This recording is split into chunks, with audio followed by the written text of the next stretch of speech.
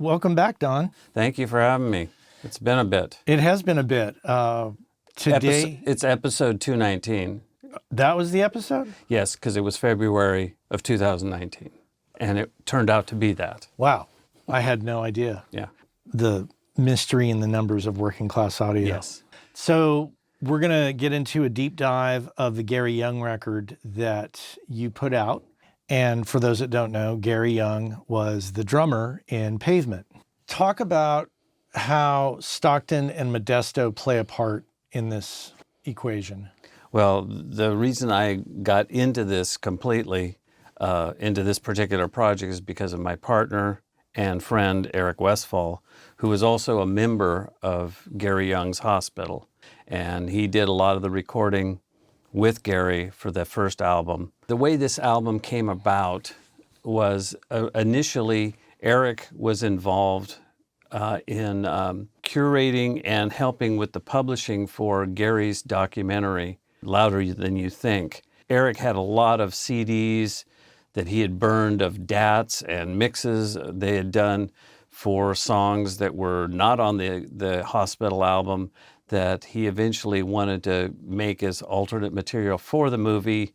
And then at some point, it just sparked the idea that we might want to make an album to augment the hospital album, or maybe make a soundtrack. And so he was doing all of that business of getting the rights corrected, because Gary really didn't get his publishing set up the way he should have. Eric helped him with that. Once that was done, the movie was getting ready to come out, and at that point, Gary passed away. Well, let's talk about the movie, because I've seen the movie, and it basically tells the story of Gary's involvement in Pavement. Correct. And then eventually his exit from Pavement, and the creation of his creations after Pavement.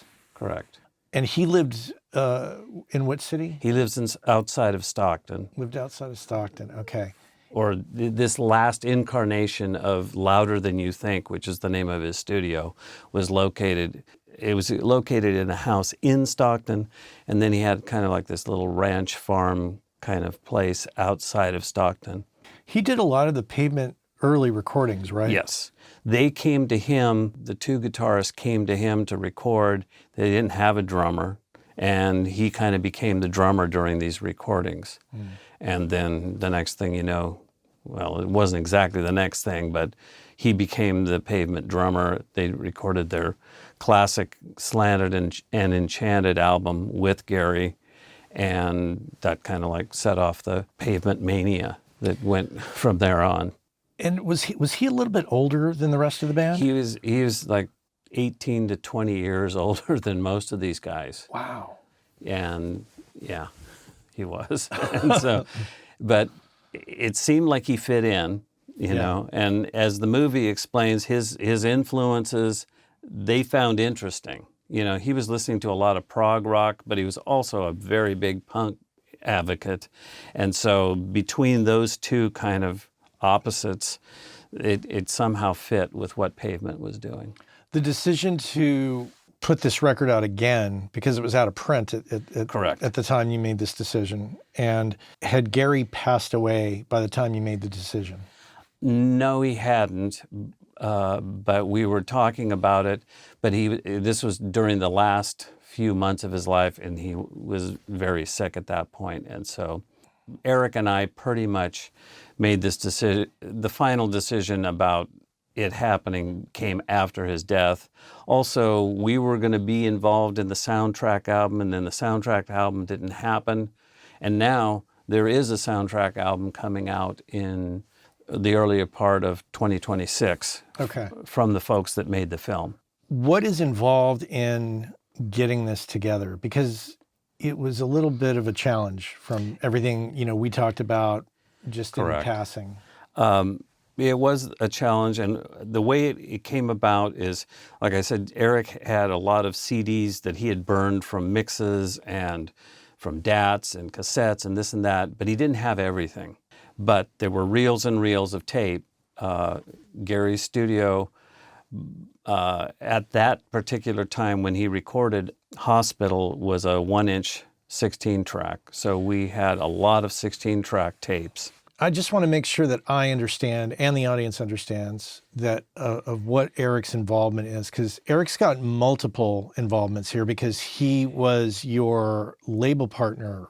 Right, but that was much later. At the time, he was in the band Hospital with Gary, and he was part of the band that recorded the album called Hospital, Right. that had Plant Man on it, and pretty much zoomed Gary's, fame back from after his time with Pavement. And so he was with Gary during all of that. He did some of the recording. He'd push record and, while Gary was recording and vice versa. That is how Eric was part of that.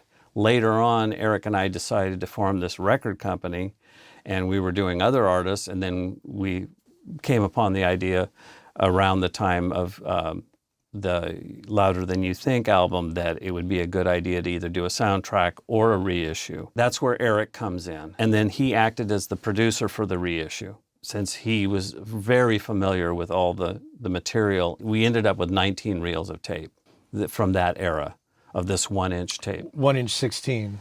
Right. And then Gary's studio transitioned to a couple of different technologies. They started out as a 1-inch 16, they went to a 2-inch 24, and then they went to a very early version of Pro Tools. We took the 1-inch 16s, which had all the era, which was the Hospital album and after, and we had those transferred just to make sure that we got everything, that was possible from around that era. Because there were a lot of takes that, didn't get used. There were a lot of songs that either didn't get used or never got finished. And so we transferred all that, and that's where Dan Johnson came in. I took those all down to him, and he did an amazing job of transferring, because Gary, at his best, wasn't really good about documenting tracks and reels, what reel did what, and what it had on it. It was just kind of messy. Can you talk a little bit about the state of the studio when you went in to, gather all the assets and try to figure out what is what? Well, I didn't do the gathering. Eric did that for me, but I had been there a few years earlier, and it was supposed to be a commercial facility, but it really wasn't. It was his home, and there was just stuff everywhere, and it was just kind of a lot of disarray. Eric did the best he could of gathering up these tapes and making sure that, the track sheets matched the reels, and that the reels were in the correct boxes. And that's where Dan Johnson really came in really handy, because he was able to make this all make sense. And I'm gonna bring up a chat with Dan here shortly, but I think we kind of have to preface all this, unfortunately, by saying that Gary did have a drinking habit that really affected a lot of decisions in terms of, the disarray that came with the studio and the maintenance and the upkeep and the organization of the material itself. Can you talk a little bit about that? Well, it's pretty well documented, out in the world. That's why he was, no longer in Pavement, was, his drinking and drugging. And it just kind of held over into his personal life. He would start things, and, if he'd been drinking, things just didn't get put in the same place they were, or they should have been. Things weren't documented. And Eric did the best he could when he was out there recording with him back in the mid-90s, but he could only do so much. He wasn't there all the time, and he wasn't the studio manager. There was none. It was just Gary's kind of, shop where he worked, and how things ended up at the end of the day is how they ended up. They just weren't really what, I would want to do as a studio owner or a technician, as far as keeping things documented and in shape. The studio was, it was in rough shape.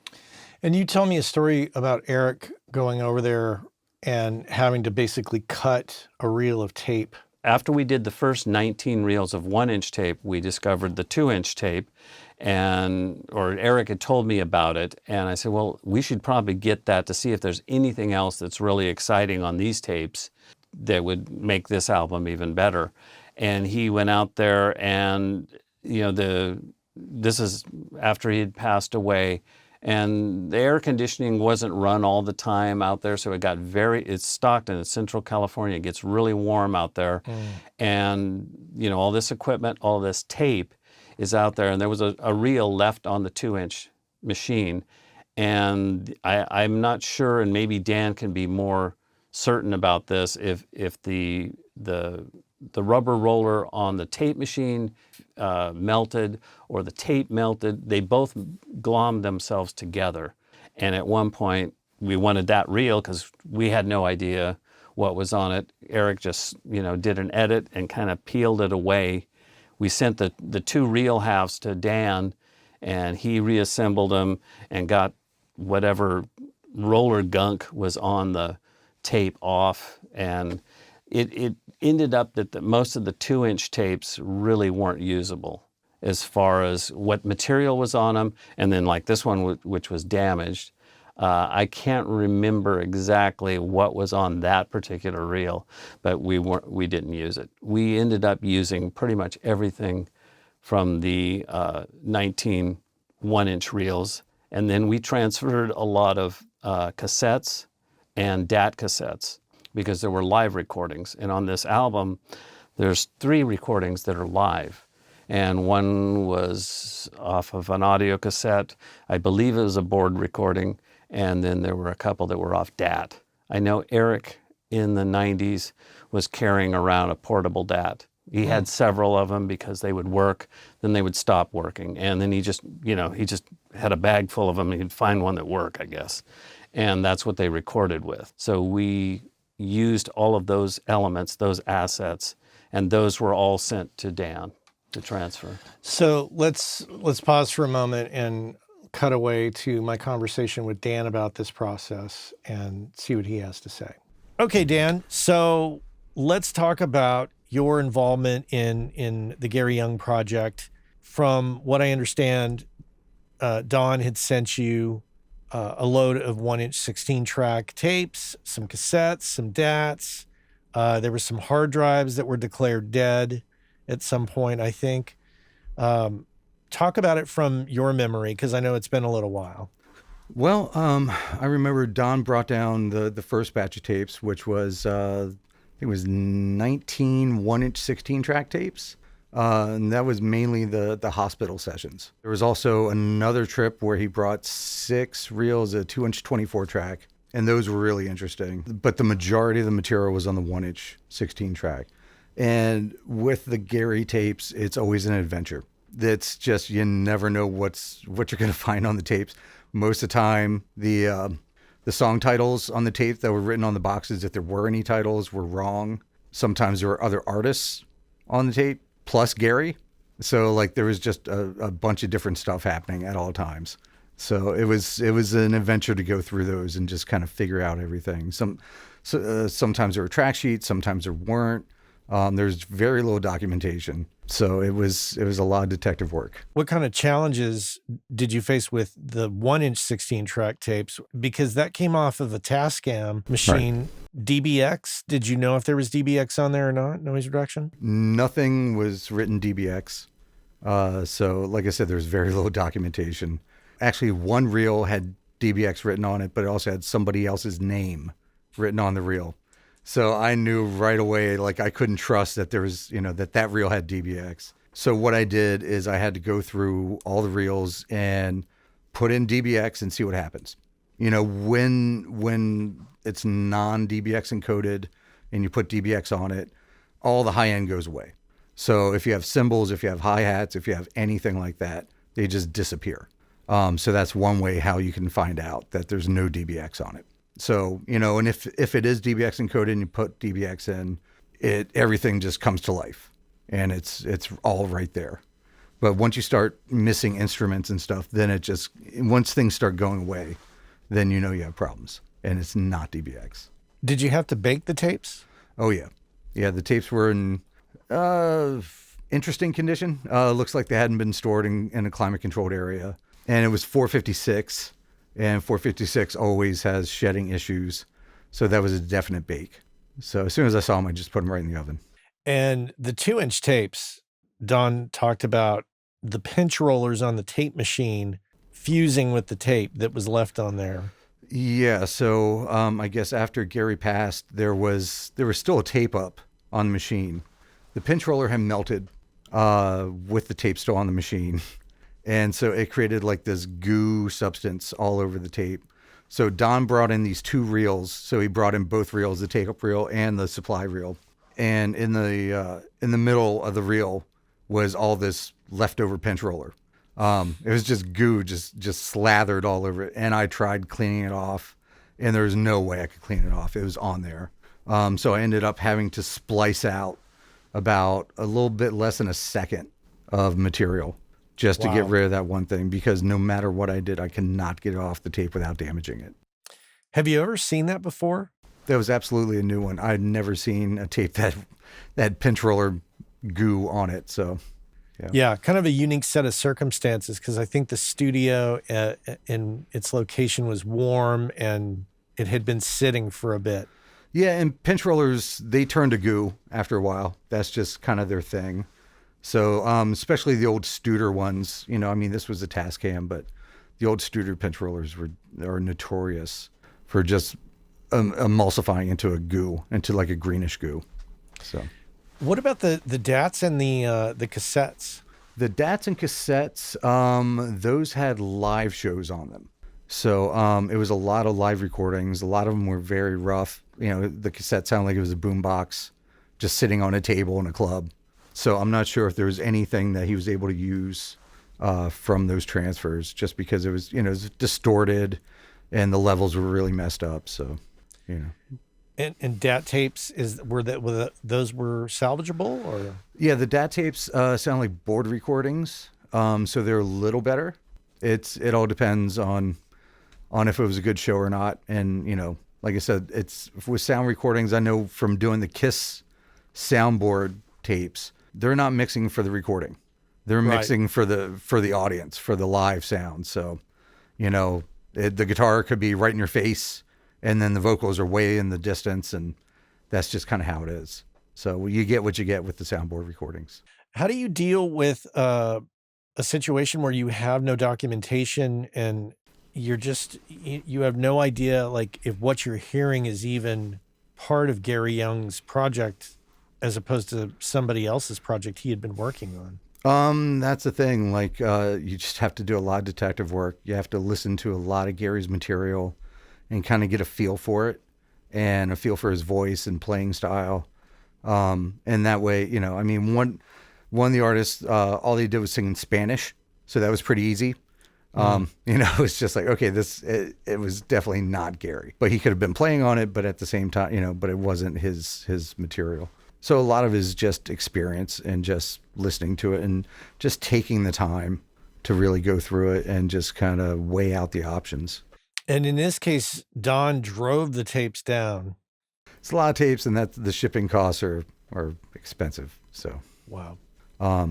So it took some time, but it was worth it in the end. You know, so yeah, I would say Gary's recording style is very unconventional. You know, it was just put up the tape and let's go. The tapes were in varied condition. I remember some of the tapes had like beer or whiskey spilled on them, and which had dried it over the time and became like a sticky mess on the tape that I had to clean off. So I had to go grab the lighter fluid and clean off all the goo before it would be playable. So I'm sorry, lighter fluid? Yeah. So for cleaning adhesive off tapes, Roncinol lighter fluid is the best thing to use. So something, you know, the fluid that you use in a Zippo lighter, it's the best thing to use on tape. Wow. Yeah. Okay. Yeah. And do you do that with Q-tips or a cloth? Q-tips or sometimes foam brushes. Like for 2-inch tape, I'll actually clean a tape with a foam paintbrush that's dipped in lighter fluid. Wow. Yeah. For really, really bad tapes, I've had to do that before. So, And that is getting rid of what? dirt. So a lot of times it's for tapes that were stored in a shed or that had flood damage, and have residue on them from the flood waters, or somebody spilled a beer on it, like in this case. Yeah. So it's lighter fluid and a paintbrush, and just go to town on it. And lighter fluid over isopropyl alcohol? Oh, absolutely. Yeah. My wife and I actually did a study about using solvents on analog tape. And we found that isopropyl is really harmful to tape. If you think about it, it's the same thing that we use to clean the tape heads. So we're removing oxide from the tape heads with isopropyl alcohol. Right. It's polar, so it's attracting material. It's attracting things from the tape. Whereas Roncinol lighter fluid is nonpolar. It's pretty much naphtha, which is a light petroleum distillate. So it's got a high evaporative point and it's nonpolar, so it's not attracting anything from the tape itself. It's just getting rid of whatever's on the tape. Wow. Yeah. That's amazing. Yeah. So yeah, we did a study with, I think, like 50 different tape formulations, and tried isopropyl and Roncinol on all the different formulations. And Roncinol always won. And then we looked at them under a microscope to see what it took off. And the lighter fluid didn't take anything off, and the isopropyl always took some kind of layer off the tape. Man, you are worth your weight in gold, my friend. Because, yeah, wow, amazing. I'm just a nerd. That's all it is. So, Well, this is cool. Thank you so much, Dan. I'm gonna get back to my conversation with Don. take care. Thanks, Matt. Okay, so that's interesting. Dan's involvement, very crucial, and like any kind of restoration specialist like that, just it really can make or break a release. And Sure. in this case, it really Made it, actually. definitely, yeah, it did more than augment it. Correct. So part of the issue here, though, is that the full album was not to be found on those tapes. You actually only found extra bits, and that the primary record ended up being remastered from a CD, essentially. Is that right? Yes. All of the parts of the album, the multi-tracks were all there, but we couldn't find what they had mixed to. And at that time, they were mixing to DAT, and we couldn't find those DAT tapes at first. And this is part of that confusion and disarray of that studio. So, but just to be clear, the multi-tracks did exist. Correct. For the record. Right. And we started the idea of mixing them again new.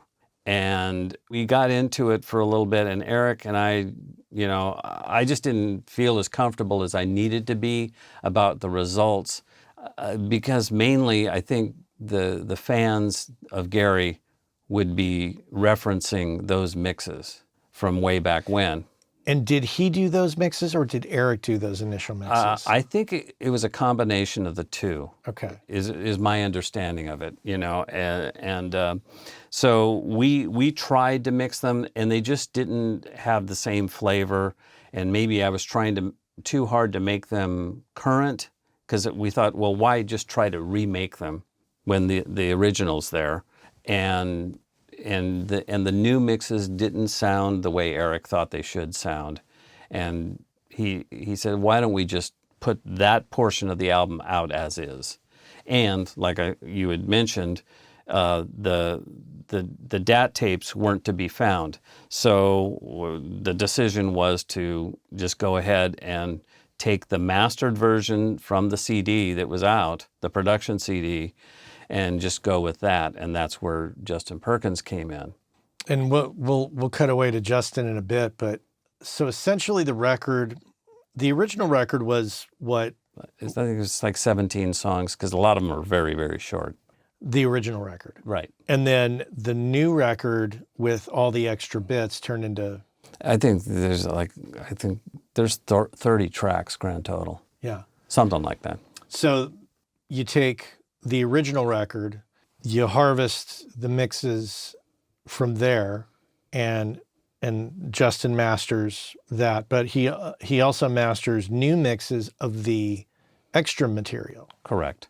And that's a variety of things, because some of it is audio cassette some of it's DAT cassette, and some of it's mixes that I've made.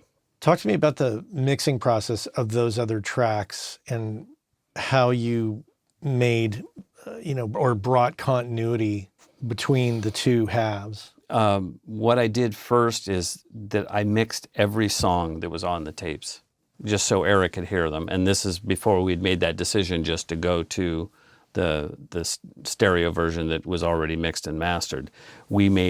I made a mix for everything, and there's like 111 songs grand total between all those 19 tapes, reel to reels, and then I made some things off of the 2-inch tapes also. So there were like 111 songs grand total that I had to mix.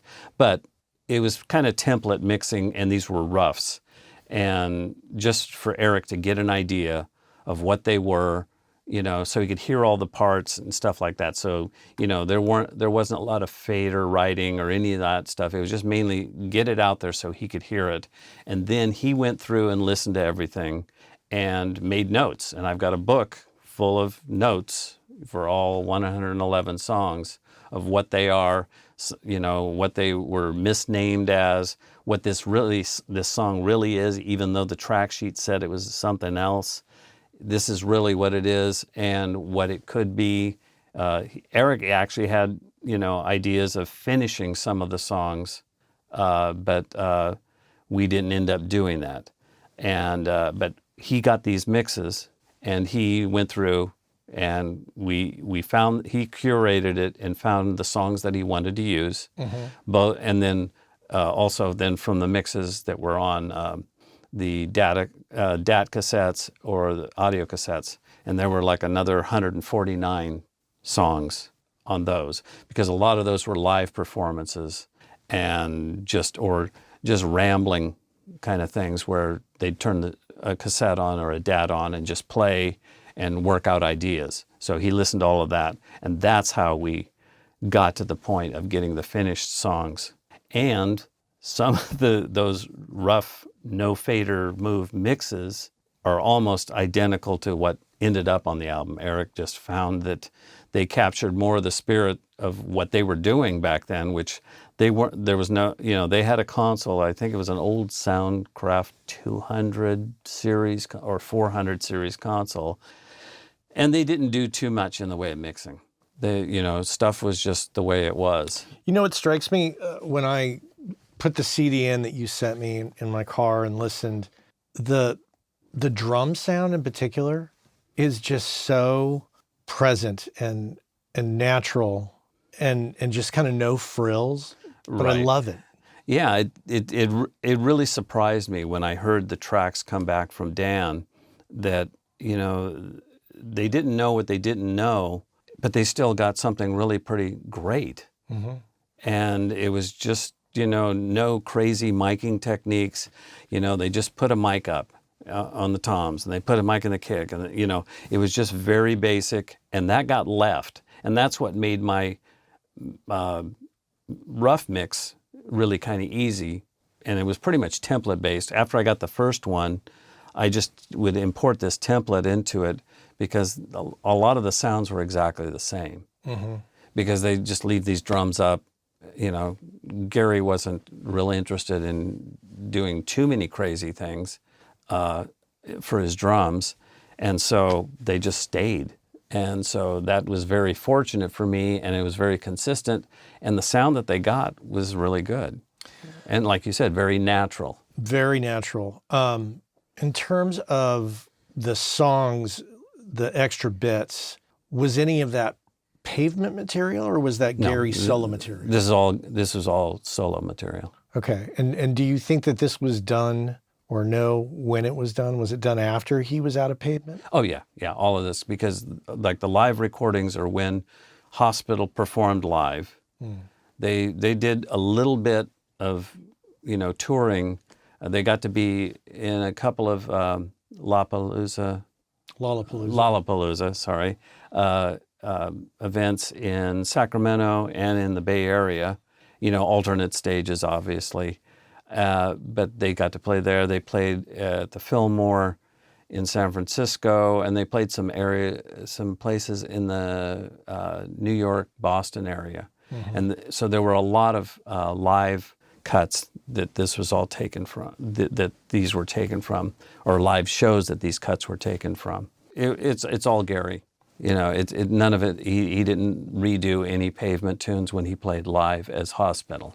And also in the extra bits, do you feel that what you have, are they demos? Are they finished songs? There's a few that are finished songs, and then there's a few that seem very demo-like. There's a lot of chatter before, and we found that charming, you know, just the way he talks and how he, relates to other people in the studio. Eric was very animate about including that. And so we did, and it's fun. It's interesting that stuff like that gets included in retrospective releases and not as much now in current releases. I mean, if I think, like, I've got a Led Zeppelin box set that is just, remasters of the old records, but it seemed like in times of old, people would leave a little bit of chatter, talk between the control room and the live room, and count-offs and this and that. Yeah. Interactions with band members. And I think there was obviously a vibe there, and they wanted that to translate to the record. I have plenty of albums that have that kind of stuff on it. Yeah. But they're older.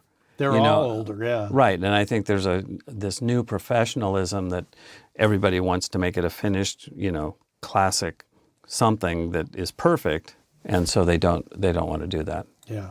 All right, so now we're going to talk to former WCA guest Justin Perkins, and Justin's going to talk to us about the mastering end of this project. So what were the challenges that you all were dealing with in regards to, getting this record out on your side of it?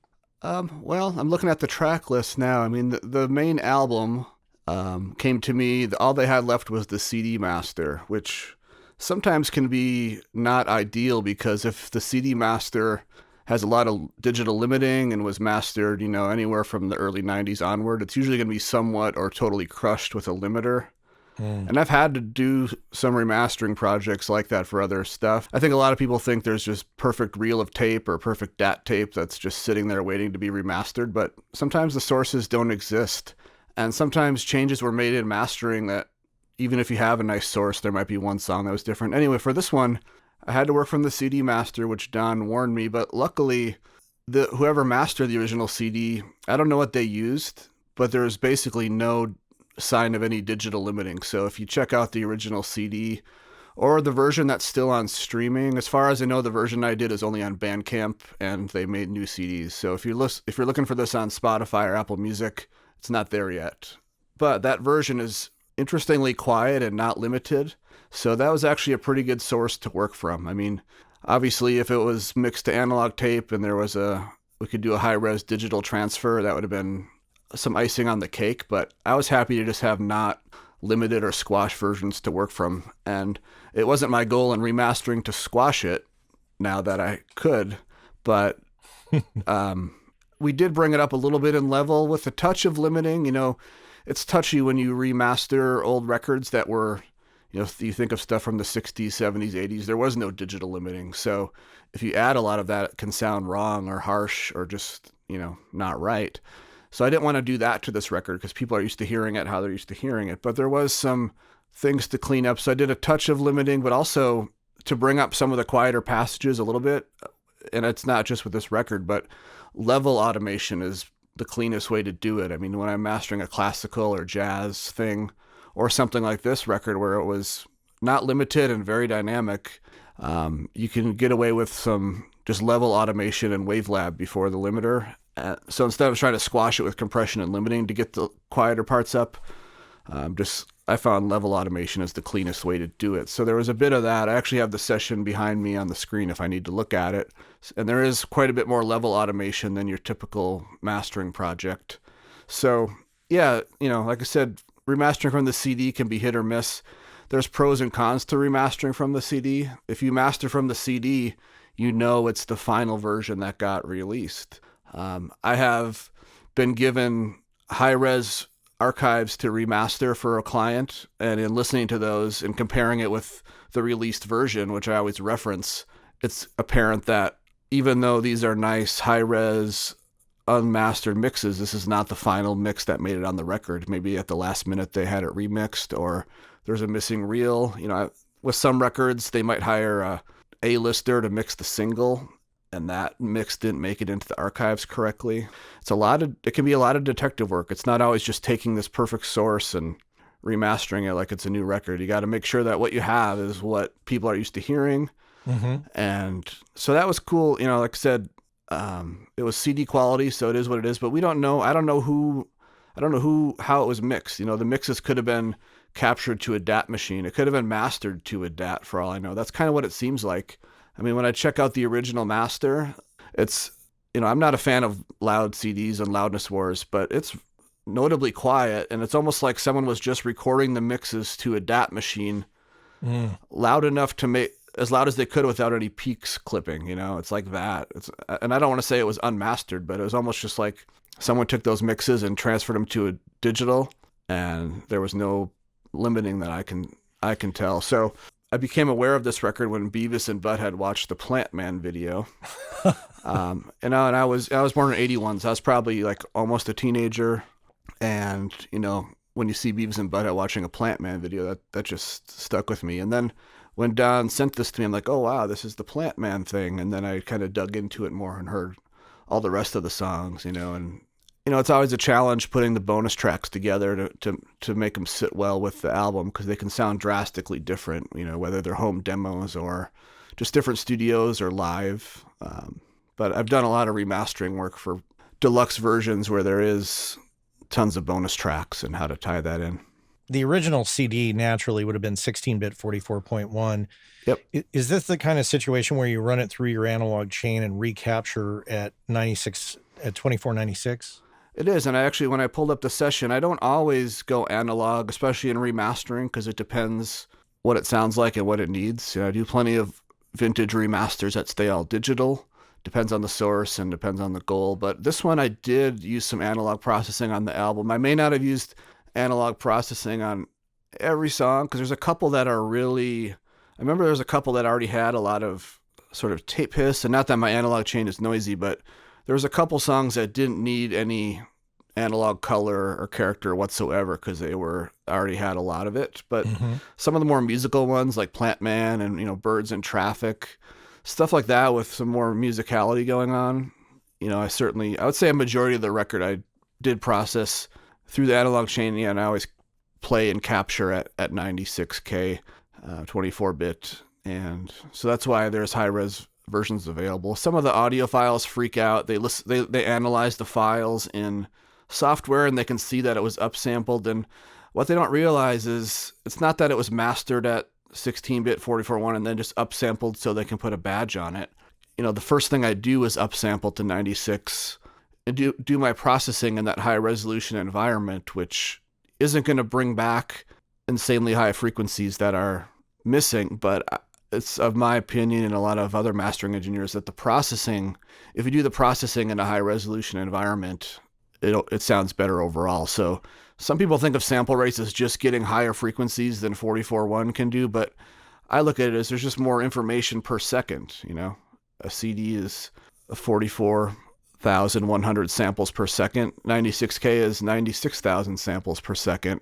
And it's not about always having higher frequency content. There's just more detail within all that. So the act of upsampling alone isn't going to improve anything. But if you upsample and do your processing in that high resolution environment, to me, it sounds more open and natural and clear when you do that. So yeah, so that's that. It was from a CD quality source, but the processing was done in high resolution. And I think that makes for valid high-res masters, in my opinion. Although, like I said, some of the audio files, when they see on a spectrogram that it's chopped off at whatever frequency, then they just automatically assume that it's foul play and they're being scammed. But yeah, that's just, not everything is, not there. Like I said, there's not always this perfect reel of analog tape that's been stored perfectly, waiting to be remastered. It's like, and it didn't happen with this record that I know of, but sometimes when I'm remastering a record of so especially like late 90s, early 2000s, when band members were getting their M boxes and little home setups.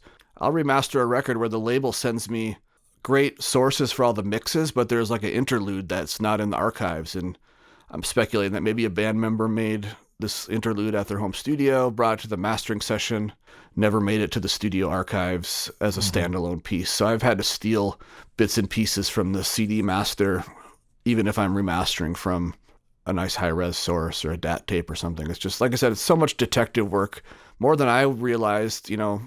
I got into, I used to do mixing, mastering, new stuff, and then the remastering thing kind of came, as a byproduct of mastering, and then it kind of opened my eyes to how much detective work it can be, because you want to make sure it's the correct mixes. You want to make sure that the spacing between the songs matches the original. One of the first things I do when time permits is I'll order an original CD on Discogs if I'm mastering. Like this Replacements Let It Be thing that actually came out today.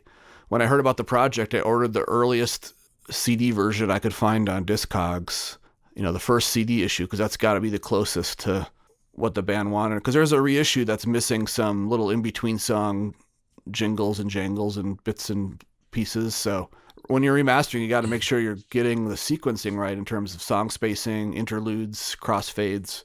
It's not always just perfectly done. So, as you get older, 50s, 60s, 70s, the reel of tape usually is the master, because they were sending that to the pressing plant, the vinyl pressing plant. And aside from making it sound good, there's detective work to make sure you got the right parts and everything's in place. Well, thanks for your perspective on this. This is great to get, Don and you and Dan Johnson all in on this. So thanks, Justin. What's the ratio of all the extra bits as far as multi-tracks, DATs, and cassettes and their different contributions to the record? Well, there are like 3 live cuts, and those are all from DATs or audio cassette. And the rest is what came from the multi-tracks. You still have all of this material. Correct. Does it ever make sense to consider a remix that is, not the original, that would be just another version out there? Probably since we started talking about this, I started thinking about it again. And based on conversations I had with Eric before, and I guess I should note now that Eric passed away in January of 2025. And so I finished the project, which was released in March, with the help of Gary's wife, Jerry. I think I want to talk to her about maybe the idea of maybe remixing it and not have it absolutely faithful to the original Hospital album. So, I don't know if it's me or if it's somebody else that would mix this. I don't know, but I'm really thinking about it because we have the assets and they're all in such good shape, believe it or not, and I think that's a tribute to Dan getting these off the tape. And it's a tribute to Gary and Eric, because they, for whatever they didn't know about recording, they really did good tracks that sound good. I want to talk a little bit about Eric's passing. Did that come as a surprise? No, during the 2024, he had been diagnosed with cancer and had been going through treatment, chemo and radiation. And so our interactions with each other about the mixes weren't in person. He lives in Stockton and also has a home in Idaho, and he was staying mostly in Idaho. And so there was a lot of back and forth. I used Samply to, transfer mixes to him. We would go back and forth like that. But at a certain point, he was getting better, and he made a couple trips out to California, and we sat in the same room and listened to mixes, and we essentially finalized the album as far as what tracks were done and going to be used. And we did that, and then at a certain point, it was like October of 2024, the cancer came back, and he wasn't able to come out anymore, and he just wasn't feeling well. And then in early January, he passed away. He had told Jerry Young, Gary's wife, that if anything were to happen to him, that the person to trust about all of this was going to be me, which I found very flattering. And not long after both of them had passed, after Eric and Gary had passed, Jerry connected with me, and she's become a great friend, and we worked on this, getting this finished. So this wasn't released until after Eric's death. Correct. So I finished the cover. I did the cover work. It was a struggle to get the cover done too, because a lot of artwork was gone, and so we had to Eric had pristine albums when this was released as a 12-inch album, vinyl, that we had to have scanned. And believe it or not, scanners for oversized artwork is not easy to find. I had to go to San Francisco and found one of the few places left that have oversized scanners. And we scanned the front cover, which was the picture of Gary with the dandelions in his mouth that was on I believe the 12-inch version it was an EP version with different mixes of Plant Man on it. And so we went through all of that, and I put the cover together, and we went back and forth with me and Jerry Young, and we got the album finished. And then I believe it was March is when we sent it to Justin. And then after that, after he got done, it was sent to CD production, and then it's on Bandcamp. And eventually will find its way to all the other outlets. Streaming services, yeah. Okay. Eric's death, I'm sure, came as a blow. Correct. To this whole project, because he, with Gary gone, he was kind of the glue that kind of kept this all together. He was, the one that knew most about the sessions, knew the most about the songs, because he, even though he doesn't get writing credit, he co-wrote some of the things and did arrangements. What did you learn from all this? What are some of the takeaways that you kind of absorbed throughout this process and now can say, oh yeah, I feel this way about this aspect of it? Well, this wasn't my first time doing tracks from analog tape. I've been doing that for some time. We did that with some of Eric's material, because Eric's was an artist on his own, and we took tracks from there, and several other artists I've taken tracks. So it wasn't a new experience for me, but it was, a different one, because the other ones I wasn't trying to recreate something that we just had creative license to do whatever we want on some of those past projects. Where Gary, I was trying to keep the extra bits sounding like the original Hospital album. Something that I learned about, I don't have to apply every new recording technique that's out there to something. Less is more in some of these cases.